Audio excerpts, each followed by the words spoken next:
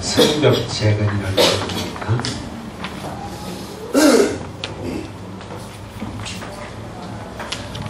느헤미야서 1장 1절에서부터 7장 73절까지 아주 굉장히 긴 내용인데 우리는 이 시간 7장 1절에서 4절까지 하겠습니다.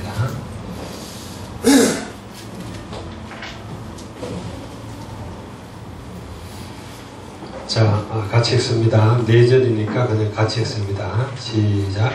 성벽이 건축되면 문짝을 달고 무지기와 노래하는 자들과 여기 사람들을 세우기에 레아우 하나냐무 영문에 가는 하나나가 함께 예루살렘을 다스리게 하는데 하나나는 존경스러운 사람이요 하나님은 경외함이 무릎위에 뛰어난다.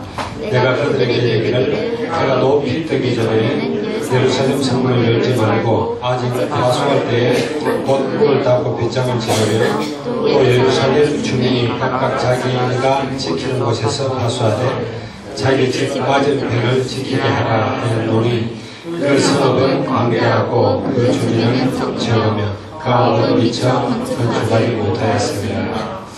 아멘.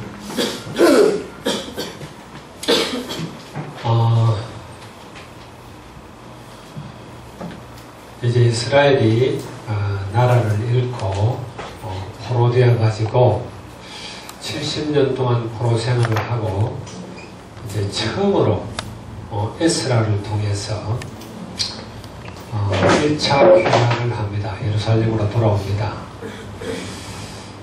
그러니까 에스라는 그 시대 렘넌트 중에 렘넌트죠. 그 다음에 에스라가 돌아오자마자 가장 먼저 한 것이 성전을 재건하는 일이었어요. 하나님이 성전을 세우고 그 다음에 성전은 세웠지만은 그 내용이 필요하잖아요. 그래 에스라라는 사람이 거의 한 80년 후에 와서 성경을 가르칩니다. 하나님의 말씀을 가르칩니다. 근데 그게 다 되었다 할지라도 중요한 건 이제 예루살렘 성이 든든하지 못하면 성벽이 허물어져 있으면은 그 말씀 운동이 지속이 안 되기 때문에 느헤미야라는 사람이 바로 14년 뒤에 들어와 가지고 예루살렘 성벽을 재건하는 거예요. 우리도 한번 우리를 점검해 볼 때 그런 생각을 해야죠. 제일 먼저 우리가 회복할 것이 뭔가. 먼저 우리가 신앙을 회복하는 것입니다. 내가 군에 있을 때 우리 그 장군 이름을 내가 잊어버렸는데 그 여단장이 아주 믿음이 좋은 사람이에요. 함장군이라고 천장인데 이분이 새 부대를 창설을 했어요.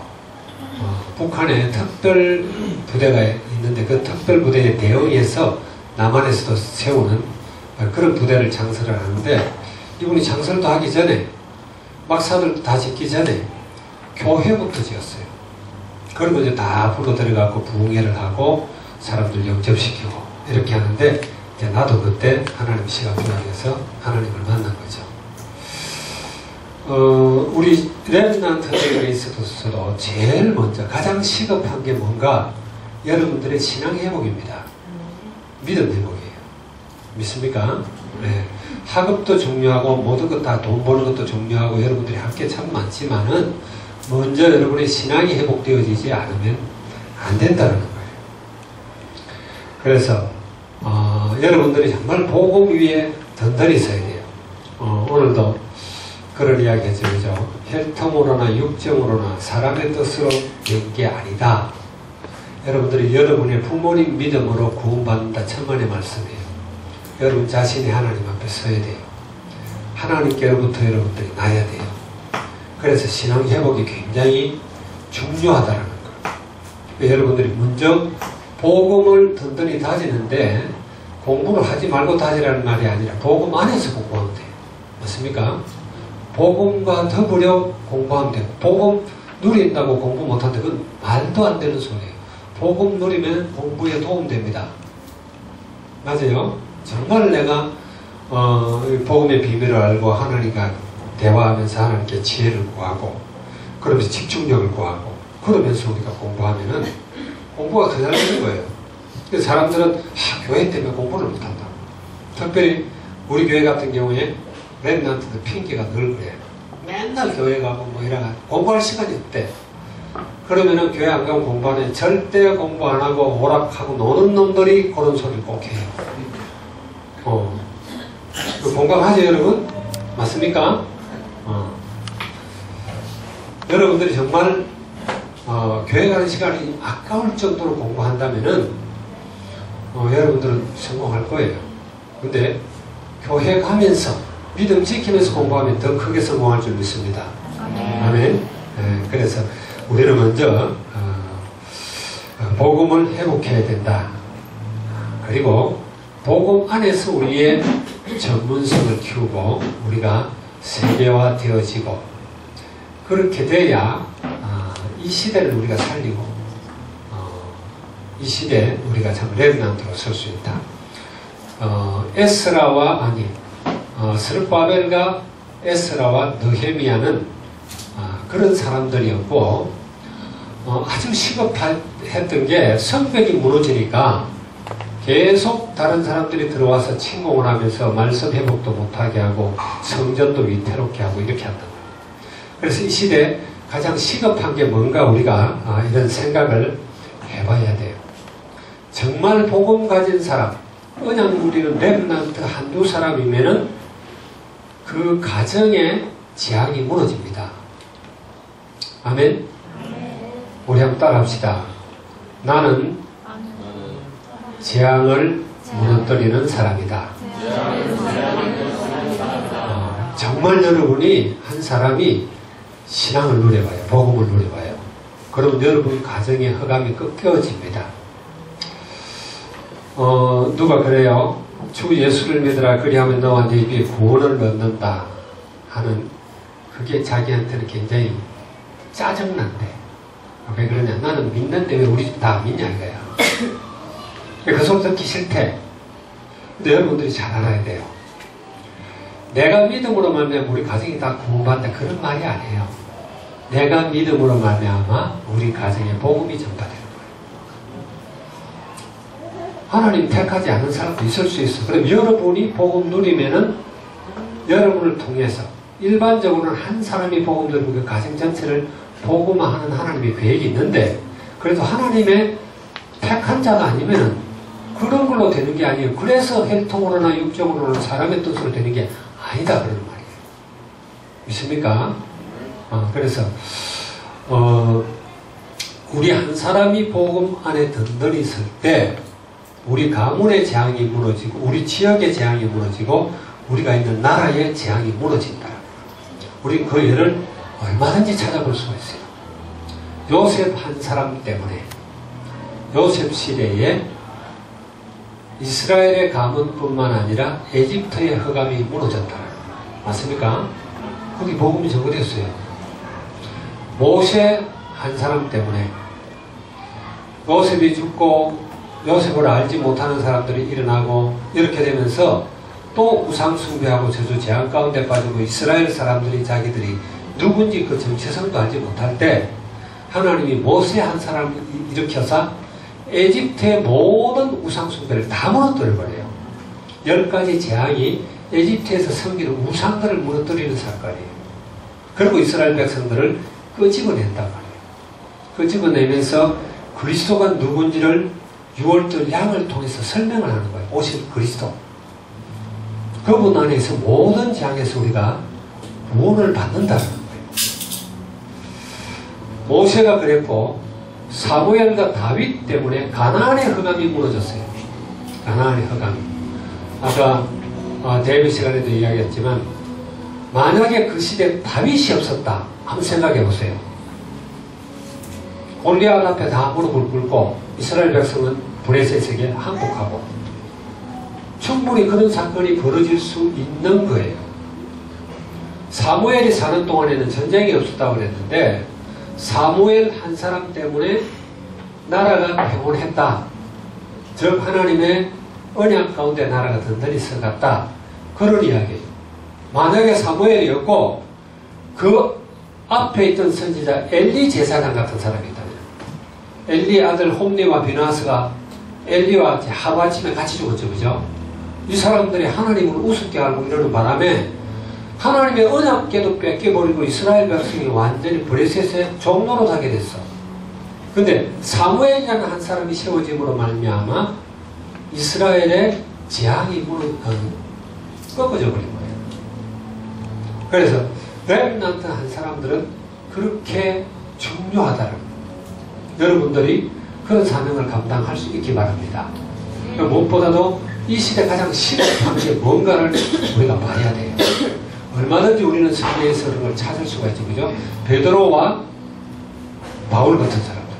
이런 사람들 때문에 로마 제국에 있던 그들을 바벨론 종교부터 로마 시대까지 대대로 나라가 몇 번 바뀌면서도 하나님 알지 못해서 우상 숭배 속에 저주 속에 죽어가던 그들에게 이 몇 사람의 렘넌트들 때문에 빛이 발하이고 하나님의 생명이 그들에게서 의뢰했다는 거. 맞아요? 그래요. 미국에는 18세기에는 조나단 에드워드 목사님 같은 분을 세우고 19세기에는 무디 같은 목사님들을 세워가지고 미국이 축복받는 그런 나라가 되게 했고, 한국에는 언더우드와 벤젤러 목사님을 보내고 또 주기철 목사님이라든지 손양원 목사님 같은 사람들을 세워서 그들 때문에 한국이 이렇게 축복받고 많은 렘넌트가 일어났다는 거. 믿습니까, 여러분? 네. 그래서 우리가 가장 무엇보다도 복음을 먼저 회복해야 된다는 것. 하나님은 이 복음을 설명하려고 그때는 책이 발달되지 않았잖아요. 여러분이 알듯이 구텐버그라는 사람이 15세기에 인쇄기를 만들어내서 책을 대량으로 인쇄하기 전까지는 성경 하나를 갖는 게 너무너무 힘들었어요. 교회에도 성경 한 권이 없어서. 그러니 바른 신앙 가운데 서기가 참 힘들죠. 책이라는 이런 게 만들기가 힘들어가지고 옛날에 있던 그 도서관이 있는데 고고하기 하는 사람들이 발굴한 것이 아수르에서 발굴한 도서관이 제일 커요. 아수르 바리팔이라는 왕이 했던 그때 발견한 도서관에 책이 들어있는데 책이 몇 권이냐 하면은 책이 아니라 기왓장처럼 토판을 만드는데 토판 26,000개가 있어. 그게 도서관이에요.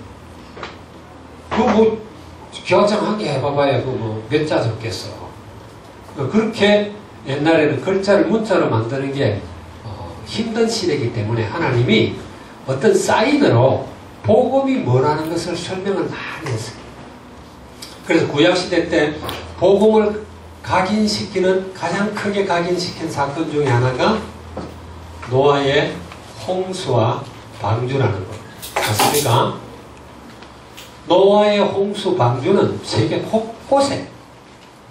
곳곳에 심지어 남미까지도 가면은 그 그림들이 다 있어요. 그것들이 이제 정확하게 내려가지 않고 막 이렇게 건너가다 보니까 조금 달라지고 그럴 뿐이지 전 세계 어느 곳에서나 홍수가 있었다라는 것과 그 홍수 구원받는 것은 방주였다라는 것. 그게 그리스도로 설명하는 거예요. 여러분 배선자 알죠? 배선자 알아? 누가 화이트보드 마커 있어? 없지? 영롱이가 가지러 간 것 같은데. 어쨌든 그런 사건을 통해 가지고 그런 흔적들이 지금도 전 세계에 있어요. 여러분 유튜브에 들어가면 노아의 방주에가 아라랏산에 그 그림 있는 것을 갖다가 사진 찍어놓은 것들이 있어. 이게 신화가 아니라 역사적 사건이었다라는 거. 히말라야에 어떻게 하면 조개껍질이 나올 수가 있느냐. 그 높은 산정에. 이게 홍수 사건의 어떤 표시예요. 한국 마이산에 가면 어때요, 여러분들? 마이산 가본 사람? 진안에 있는 마이산. 가봤어요? 진안에 가면 마이산이 있고, 거기에 탑사라는 게 있어. 탑사가 있는데, 이 말 귀처럼 이렇게 두 개 탁 되는 산이에요. 근데 누가 그래요? 하늘에서 이런 큰 토목 공사를 하다가, 이렇게 손에 붙어있는 콘크리트 이걸 탁 털었는데 그게 하나 떨어져가지고 완전히 콘크리트 덩어리야. 이게 큰 산 자체가 자갈이 모래에 박혀있는 이런 것들. 어떻게 이런 일들이 있을 수 있겠는가. 그게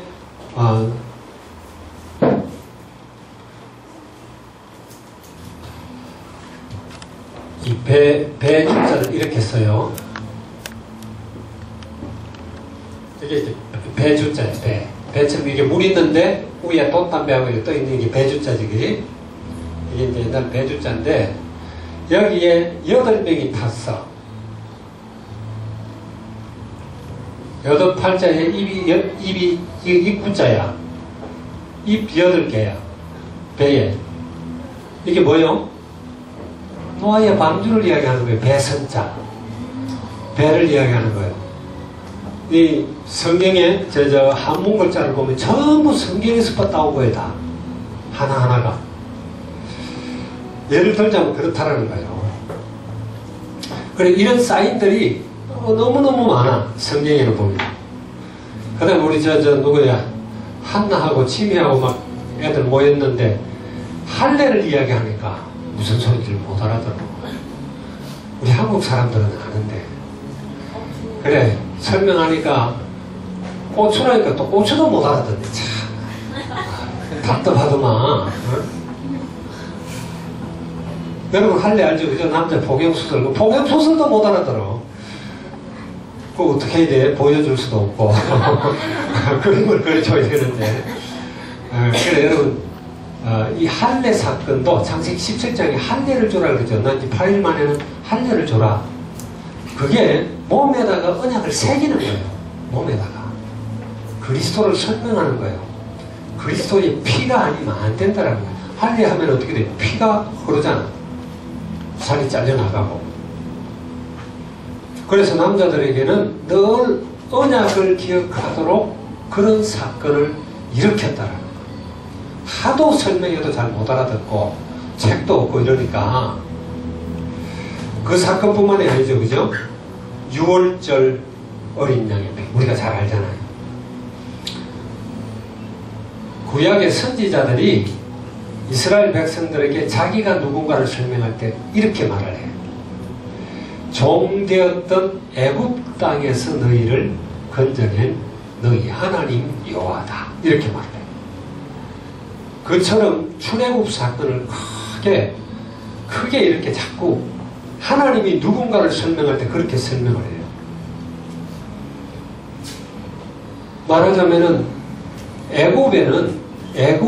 에집트가 그 당시는 세계 최고의 제국입니다. 세계 최고의 제국이던 감히 그런 피라미드, 어마어마한 피라미드죠. 여러분 그림을 봐서 알잖아요. 우리는 직접 가봐서 들어가봤고 그 피라미드, 스핑크스 이런 거 여러분 알잖아요. 그 다음에 이제 방천탑이라 그러죠. 오벨리스크라고, 오벨리스크. 그런 것들이 엄청나게 많아. 저기 가면.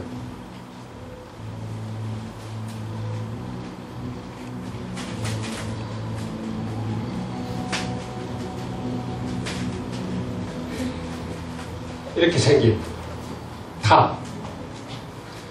이게 이제 주로 헬리오폴리스라고 하는 그 이집트에 있는 태양의 도시라는 데서 많은 태양신 숭배하는 데 많이 있는 그 꼭대기는 피라미드, 다 피라미드이에요. 그리고 이 태양신을 상징하기도 하고 여러 가지 의미가 있어요. 어쨌든 이런 것들을 그렇게 많이 세웠던 세계를 지배했던 나라가 이집트예요. 근데 이 6월절 사건에 6월절 날 밤에 하나님의 신이 이제 모든 장자를 치러 애굽에 있는 모든 집집에 다 들어가는 거예요. 다 들어가서 사람의 첫 번째 난 아이뿐만 아니라 짐승의 첫 새끼까지도. 그러니까 이집트에 있는 모든 집에는 다 한날 똑같이 초상집이 다 된 거예요. 초상 안 난 집이 없어. 그 어마어마한 사건이에요. 그랬는데 딱 들어가려고 죽음의 사자가 가는데 문이 이렇게 있잖아요. 문이 이렇게 있으면은 문 지방들이 있고 그 다음에 위에 문설주가 있고, 이 들어가는 문이 문고리 있고. 그럼 죽음의 사자가 이 문에, 이 집에서,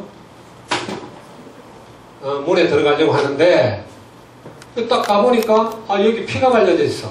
여기. 윤방간 문설주에. 피가 딱 발려져 있어. 그러니까 죽음의 사자가 싹 들어가려고 하다 이게 넘어가 버려요. 다른 데로.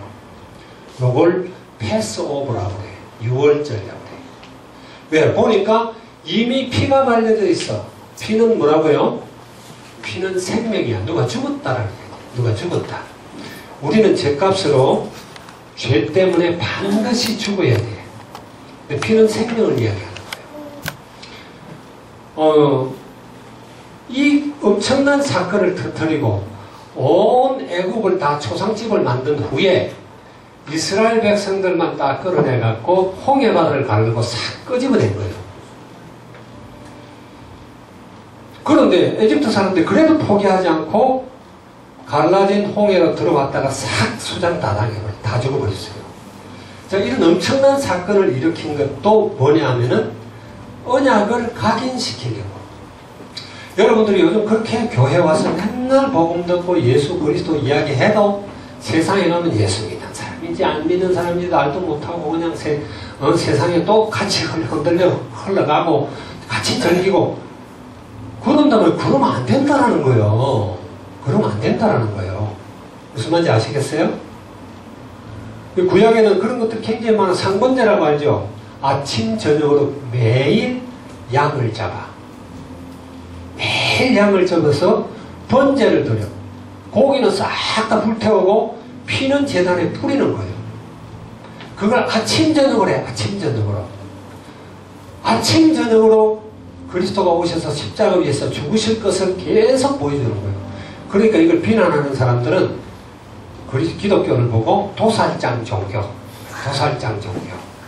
맨날 피나 바르고 막 그런다고. 근데 그러는 이유가 있단 말이에요. 맞습니까? 왜 그래요?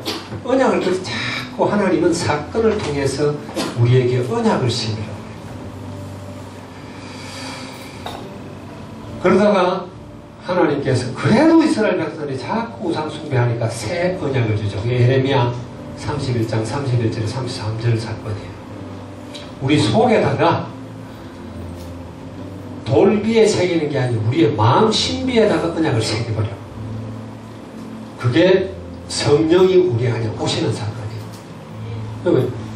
아무리 계속해도 계속 세상으로 흘러가니까. 그래서 먼저 우리는 언약 회복을 해야 된다. 언약 회복이 돼야 내 안에 있는 재앙이 먼저 무너지고 우리 가정에 있는 재앙이 무너지고 국가의 재앙이 무너진다. 아멘? 네, 그래서 처음에는 스룹바벨이 와서 성전을 세웠고 뒤이어 에스라가 와서 말씀 운동을 회복했음에도 불구하고 성벽이 다 무너져 있다 보니까 말하자면 시스템이 무너져 있다 보니까 이게 위태로운 거예요. 그래서 스룹바벨을 느헤미야를 보내서 성벽을 쌓는데 성벽을 처음 쌓을 때부터 막 온갖 그 위협이 다 들어오는 거예요. 여기 이제 나오죠. 우리 한번 일본을 보게 됩니다. 느헤미야가 예루살렘으로 갔습니다. 아닥사스다 왕의 마음을 움직였습니다. 처음에 하나님이 왕의 마음을 움직인 사람은 누구냐 하면은 고레스 왕이죠. 고레스 왕을 나의 종이라 그랬어요. 그 고레스 왕의 마음을 움직이서 스룹바벨을 보내서 성전을 세우게 하셨고 그 다음에 하나님이 사용하신 유명한 왕이 아닥사스다 1세예요. 이 아닥사스다 1세를 통해서 에스라를 보내게 하고 느헤미야를 보내가지고 이스라엘 하나님의 백성이 하나님의 나라를 회복하도록 만드는 거예요. 그래서 이제 하나님이 직접 아닥사스다 왕을 움직였고 또 이 느헤미야가 마음에 들도록 만드는 거예요. 느헤미야가 술 맡은 장관이야. 지난주에도 이야기했지만 음식을 맡은 사람은 가장 그 왕과 친분이 가깝고 믿을 만한 사람이에요.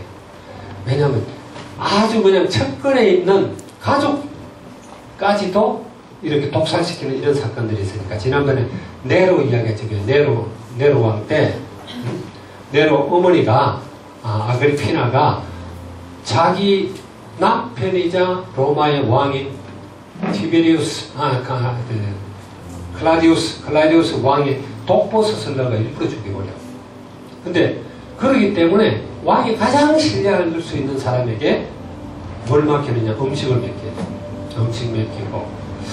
그런데 이 사람이 그렇게 신뢰할 수 있는 사람인데 하나님이 아닥사스다 왕의 마음을 감동시켜가지고 이제 아닥사스다 왕이 느헤미야를 이제 예루살렘에 보냈단 말이에요.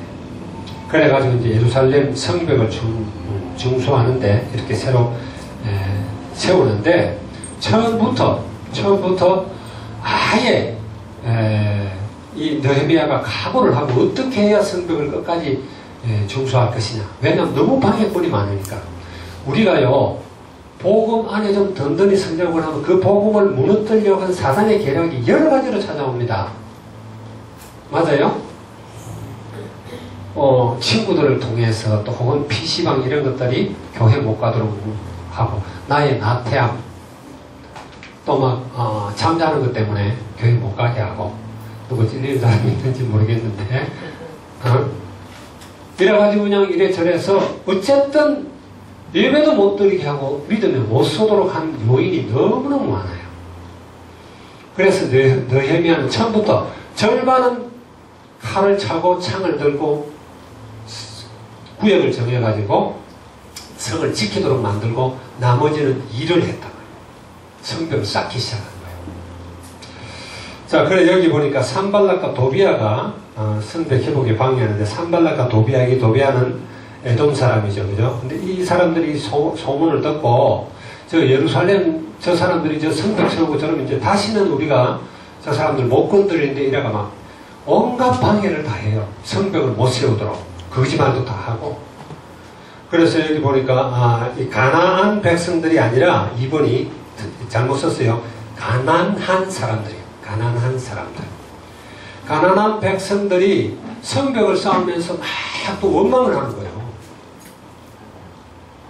원망을 하는데 왜 그러냐면은 그 안에서도 그 포로대에서 돌아와가지고 성벽 쌓는 사람들 중에서도 잘 사는 사람이 있고 못 사는 사람이 있어요. 잘 사는 사람들은 돈을 갖다가 빌려주고 고리대금업을 해요. 그래갖고 이자를 높게 받고 이러니까 이제 가난한 사람들 먹을 것도 없는데 이자 높을 내니까 죽겠는 거라. 그런데 성벽 쌓으라고 그러니까 원망이 막 일어나는 거예요. 이럴 때 느헤미야가 일어납니다. 느헤미야가 일어나가지고 자기는 총독으로서 받아야 될 마땅한 그 월급도 하나도 안 받고 다 백성들을 위해서 주고 그리고 이제 그 부자들 이런 사람들 다 불러 모아가지고 이자 못 받도록 그리고 서로 나눠서 이 성벽을 세울 수 있도록 물질도 나눠서 이렇게 가질 수 있도록 이렇게 제도적으로 해요. 자, 그러는데 이 느헤미야에 대한 음모를 만들어 가지고 이 산발락과 도비아가 어떻게 하든 우리 밖에서 어느 장소에서 우리 좀 만나자.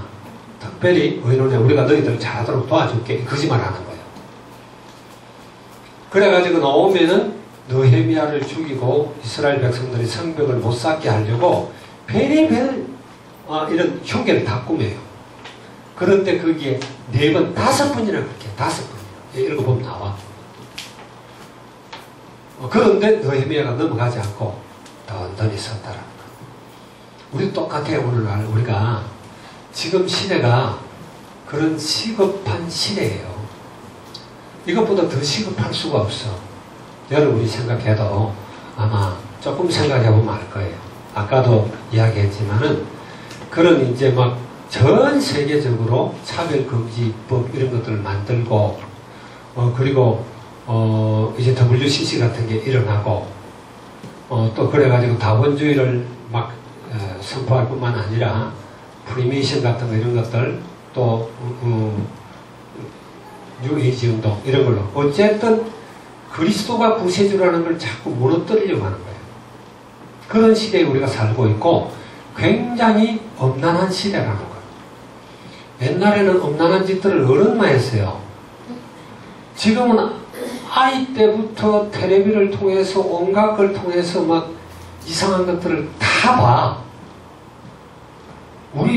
우리가 자랄 때는 그런 걸 볼 수가 없었다니까요. 뭐 유광수 목사님은 어릴 때 좀 못돼가지고 목욕탕을 보고 그랬다는데 우리 시골에 사는 목욕탕도 그런 거 할 수도 없었어. 그래, 심지어, 뭐, 여자들 훔쳐보는 거는 고사하고, 남자들 어른도 우리는 못 봤어요. 어른들 벗어있는 몸을 본 적이 없어.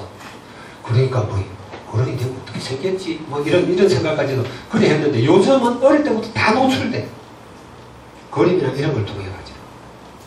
그러니까, 지금 전 세계적으로, 지금 뭐, 완전히 엉망진창이잖아요. 앞뒤도 없고 위아래도 없고 그래요. 심지어 저 한국에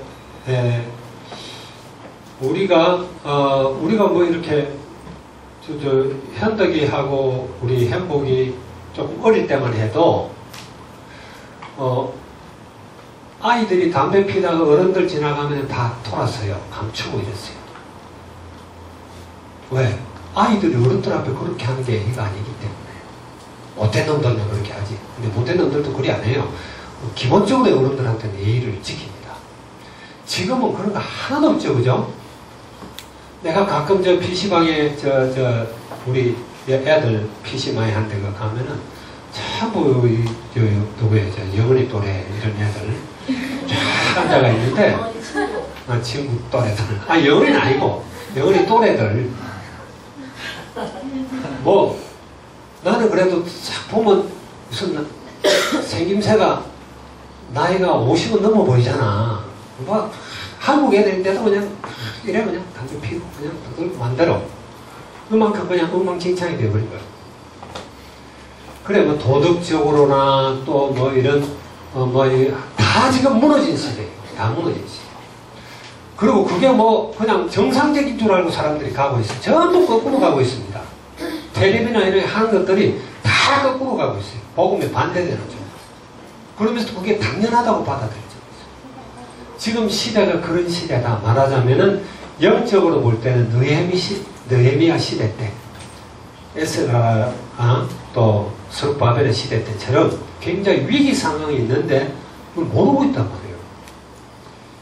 오늘도 주일 강단 메시지가 그거잖아요.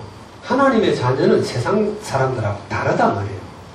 거룩이라는 것은 세상에서 떼나온 거예요. 이 세상 풍속과 공중권세 잡은 자가 만들어내는 거 반대 방향으로 가는 거예요. 그거는 생명력을 죽이고 사람들을 하나님으로부터 자꾸 멀어지게 하는 문화인데 언약을 가진 사람들은 생명력을 불어넣고 사람을 살리는 문화를 만들어내야 되는 거예요. 근데 지금 그거 휩싸여 간단 말이에요. 그래서는 안 되잖아요. 맞습니까? 맞아요? 그것도 하면서도 우리도 모르게 자꾸 그 문화 속에서 그냥 안주해. 그게 옳다고 생각하고. 주님 오실 날이 참 가깝다라는 이런 생각을 하게 됩니다. 옛날하고는 정말 틀려요. 전 세계가 아예 그냥 문화를 한꺼번에 공유하니까. 뉴욕에서 나오는 음악이 바로 민도로에 있는 망얀족에게까지 흘러들어가. 지금 그런 시대예요. 그런 시대. 그래서 모든 게 속도가 빨라지고 있다. 마지막 시대 때 여러분을 불러서 렘넌트로서 세계 살리는 그런 믿음의 사람들이 우리를 불렀다라는 걸 여러분 아시기 바랍니다. 자, 그래서 세 번째 보니까 성벽 건축 이후에 느헤미야가 지도자를 세웠습니다. 이제 모세의 장인 이드로가 천부장 또 뭐 100부장 50부장 10부장 뭐 이렇게 만든 것처럼 이제 시스템을 만들고 체계적으로 다른 그런 옆에 이런 산발락과 도비아 같은 사람들이 더 이상 방해 못하고 이 시스템을 못 무너뜨리도록 이런 걸 만들었다라는 거예요. 문지기, 노래하는 자, 레위 사람, 충성된 자, 뛰어난 자들을 세웠고 또 포로에서 돌아온 사람들이 많이 있었는데 이렇게 이제 문을 지키는 것도 이렇게 시스템을 만들어 가지고 돌아가면서 이렇게 지키고 이렇게 만들어 나갔다는 거예요. 이게 오늘날 우리가 보면서 우리는 어떻게 해야 되겠는가? 우리 집에 우리 가문의 재앙을 무너뜨리고 우리 있는 지역의 가문을 무너뜨리고 또 우리가 있는 나라의 가문이라든 재앙을 무너뜨리고 그렇게 하려면 어떻게 해야 되겠는가를 보여주는 것이 이 가르침입니다. 우리도 체계적으로 말씀 운동을 펴야 돼요. 맞습니까? 여러분 말로만 학생들이 자꾸 끄떡끄떡한데 이 중에도 몇 명은 그걸 하고 있더라고. 학교 안에서도 전도하고 또 옆 주변에 있는 회사 직원들한테도 또 이렇게 전도하고 이런 사람들이 있어요. 근데 대부분은 그냥 귀로 들어서 흘려버려. 그러면 안 돼요. 다는 못해도 내가 딱 한 사람이라도 내가 정말 복음 전해서 생명이 있는 사람, 재생산하는 사람 한 사람이라도 난 만들어 보겠다. 그런 각오를 여러분이 갖기 바랍니다. 아멘. 기도하겠습니다. 좋으신 주님 감사합니다. 느헤미야의 성벽재건이라는 제목으로 그 말씀을 생각해 봤습니다. 하나님, 예루살렘 성이 무너지고 예루살렘 백성들이 힘을 얻지 못했을 때처럼 지금 전 세계 복음이 무너지고 있고 예수 그리스도의 이름이 짓밟히고 있는 시대입니다. 하나님 아버지, 세상 풍속과 사단이 만들어내는 여러 가지 이런 엄란한 문화들, 또 그리스도의 유일성을 파괴하는 사단의 문화들이 지금 창궐하고 있는 이 시대, 하나님 우리를 렘넌트로 부르셨는데 우리가 이 시대에 정말 하나님 스룹바벨과 에스라처럼 또 느헤미야처럼 하나님 말씀을 회복하고 말씀 운동을 하며 하나님 아버지 현장 가운데 하나님의 나라를 하나하나 만들어 나가는 그런 지역들이 다 될 수 있도록 축복해 주시옵소서. 주님을 찬양합니다. 감사드리며 우리 주 예수 그리스도의 이름으로 기도하옵나이다. 아멘.